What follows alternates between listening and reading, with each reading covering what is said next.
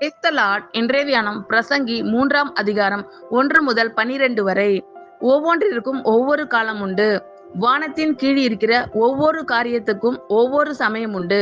பிறக்க ஒரு காலம் உண்டு, இறக்க ஒரு காலம் உண்டு, நட ஒரு காலம் உண்டு, நட்டதை பிடுங்க ஒரு காலம் உண்டு, கொல்ல ஒரு காலம் உண்டு, குணமாக்க ஒரு காலம் உண்டு, இடிக்க ஒரு காலம் உண்டு, கட்ட ஒரு காலம் உண்டு, அழ ஒரு காலம் உண்டு, நகைக்க ஒரு காலம் உண்டு, புலம்ப ஒரு காலம் உண்டு, நடனம் பண்ண ஒரு காலம் உண்டு, கற்களை எரிந்துவிட ஒரு காலம் உண்டு, கற்களை சேர்க்க ஒரு காலம் உண்டு, தழுவ ஒரு காலம் உண்டு, தழுவாமல் இருக்க ஒரு காலம் உண்டு, தேட ஒரு காலம் உண்டு, இழக்க ஒரு காலம் உண்டு, காப்பாற்ற ஒரு காலம் உண்டு, எரிந்துவிட ஒரு காலம் உண்டு, கிழிக்க ஒரு காலம் உண்டு, தைக்க ஒரு காலம் உண்டு, மௌனமாய் இருக்க ஒரு காலம் உண்டு, பேச ஒரு காலம் உண்டு, சிநேகிக்க ஒரு காலம் உண்டு, பகைக்க ஒரு காலம் உண்டு, யுத்தம் பண்ண ஒரு காலம் உண்டு, சமாதானம் பண்ண ஒரு காலம் உண்டு.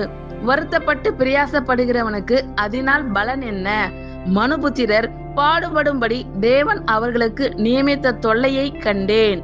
அவர் சகலத்தையும் அதீனதின் காலத்திலே நேர்த்தியாக செய்திருக்கிறார். உலகத்தையும் அவர்கள் உள்ளத்திலே வைத்திருக்கிறார். ஆதலால் தேவன் ஆதி முதல் அந்த மட்டும் செய்து வரும் கிரியையை மனுஷன் கண்டுபிடியான். மகிழ்ச்சியாய் இருப்பதும் உயிரோடு இருக்கையில் நன்மை செய்வதுமே அல்லாமல் வேறொரு நன்மையும் மனுஷனுக்கு இல்லை என்று அறிந்தேன். ஆமேன். கர்த்தர் உங்கள் அனைவரையும் ஆசீர்வதிப்பாராக. God bless you all.